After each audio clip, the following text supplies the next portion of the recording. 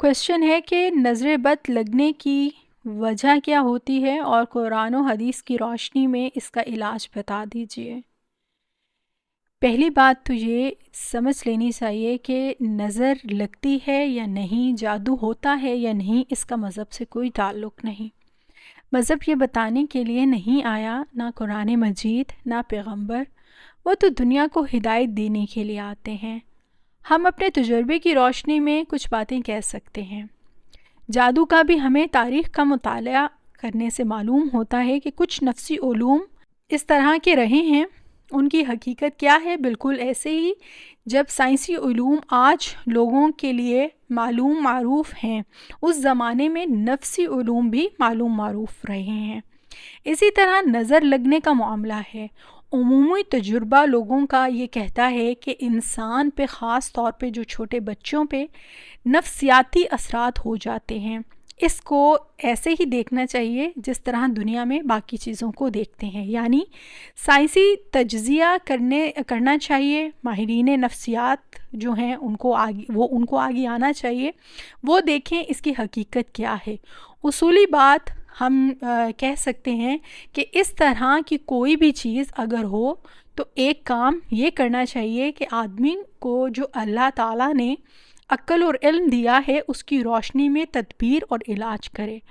اور دوسرا یہ کہ اگر وہ سمجھتا ہے کہ اس کے لیے تدبیر اور علاج کا دروازہ بند ہے تو اللہ تعالیٰ سے دعا کرے، اس کی پناہ چاہے۔ امید ہے کہ اللہ پاک اس پہ کرم فرمائے گا۔ حقیقت کیا ہے وہ میں عرض کر چکی ہوں کہ نظر بد جو ہے یہ ایک نفسیاتی نوعیت کی چیز ہے، اور عام طور پر لوگ یہ سمجھتے ہیں کہ اس طرح کی نفسیاتی اثرات ہوتے ہیں، جو ہم بھی اکثر دیکھتے ہیں کہ اگر کسی کو غصے میں دیکھ رہا ہوتا ہے یا کسی کے ساتھ کوئی اس طرح کا معاملہ کرتا ہے تو ہم پہ بھی کچھ نفسیاتی اثر ہوتے ہیں، اور ان کا مابعد اثر جسم پہ بھی ہمارے ہو جاتا ہے، کیونکہ انسان نفسیاتی وجود ہے۔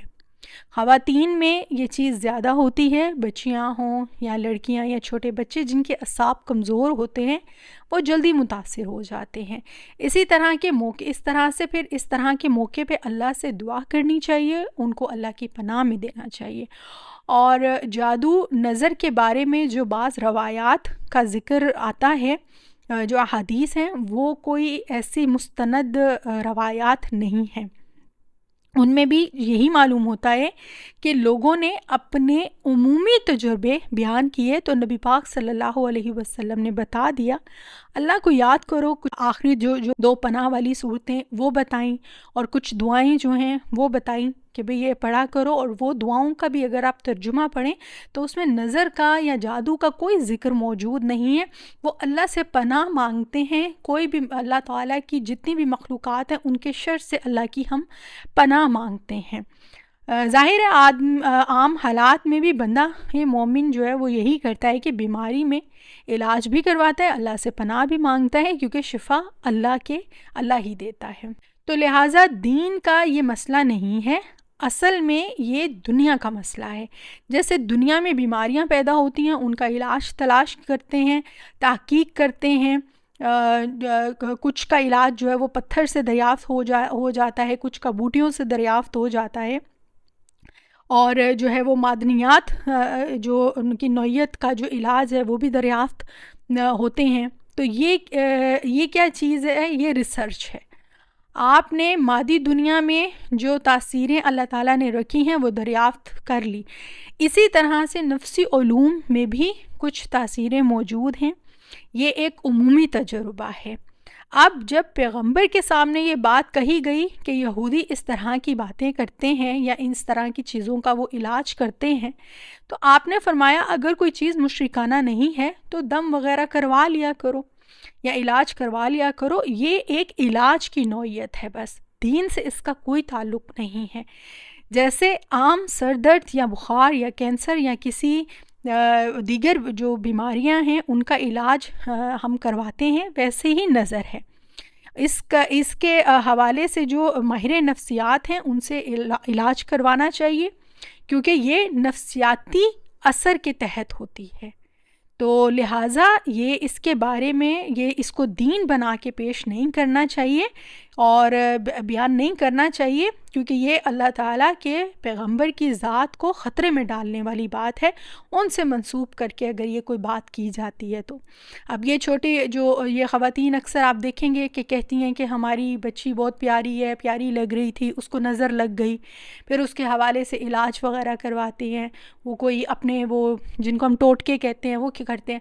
اب جو صومالی بچیاں ہیں یا بچے ہیں یا جو سوڈانیز ہیں، کبھی آپ نے دیکھا ہے مطلب وہ ان کی رنگت وغیرہ یا ان کے مطلب ہونٹوں کو یا ان کے نین نقش، تو وہ اگر پیارے نہیں لگتے تو کبھی کیا وہ بیمار ہی نہیں ہوں گے؟ اور اگر وہ بیمار ہوں گے تو کیا ان کو نظر کا نام دیا جائے گا؟ ایسا بالکل بھی نہیں ہے، اس کا دین سے تعلق نہیں۔ جیسے کہ باقی جو جیسے سائنس کے حوالے سے کہا جاتا ہے، کیونکہ سائنس بھی کی ابتدا بھی جو ہے وہ تجربے سے ہی ہوتی ہے نا، کوئی بیماری ہے وہ اس کی دوائی کے لیے تجربہ کیا جاتا ہے، وہ پھر اس کے بعد وہ ابتدا میں آتی ہے کسی بیماری کا علاج جب ڈھونڈا جاتا ہے۔ اسی طریقے سے یہ بھی ایک علم ہے جو ماہر نفسیات ہوتے ہیں وہ اس کا علاج کرتے ہیں۔ تو کبھی اگر بڑی بوڑھیاں یا کوئی اگر اس طرح کہے کہ یہ نظر لگ گئی ہے تو پہلے کوئی اس طرح کے خود سے ٹوٹکے کرنے کی بجائے ڈاکٹر سے رجوع کرنا چاہیے، ان سے پوچھنا چاہیے، وہ اگر علاج اس کا کر دیں ٹھیک ہے، اور ساتھ میں جو ہے وہ ہمیں یہ ہر وقت یہ بیماری ہو یا نہ ہو نظر کی یا جادو کی، ہمیں ہمیشہ جو ہے وہ اللہ کی پناہ مانگتے رہنا چاہیے۔ جو دعائیں نبی علیہ السلام نے بتائی ہیں ان کو پڑھتے رہنا چاہیے۔ جو آخری 2 صورتیں ہیں سورہ فلق، سورہ ناس، ان کا دم خود پہ کرتے رہنا چاہیے اس کے حوالے سے۔ تو اس کا یہی علاج ہے، اس کا مذہب سے دین سے اس کا کوئی تعلق نہیں ہے۔ اور جو لوگ اکثر یہ کہہ رہے ہوتے ہیں، مجھے بھی یہ کافی کوشچن آتا ہے کہ یہ جو بیٹھ کے لوگ بتا رہے ہوتے ہیں اس کا علاج، کافی رسپانسبل علماء ٹی وی پہ بھی بیٹھ کے بتا رہے ہوتے ہیں وہ مرچوں سے نظر اتارنے کا علاج، تو ان کا اپنا میں کہوں گی کہ اللہ ان کو ہدایت دے کہ ان کو نفسیاتی علاج کی ضرورت ہے کہ مرچوں سے وہ علاج اس کا بتا رہے ہوتے ہیں، تو ایسا تو کچھ بھی نہیں ہوتا ہے۔ اس کے حوالے سے ماہر نفسیات جو ہیں ان سے آپ رابطہ کریں، ان کے پاس جائیں اور ان سے اپنا ٹریٹمنٹ جو ہے وہ کروائیں۔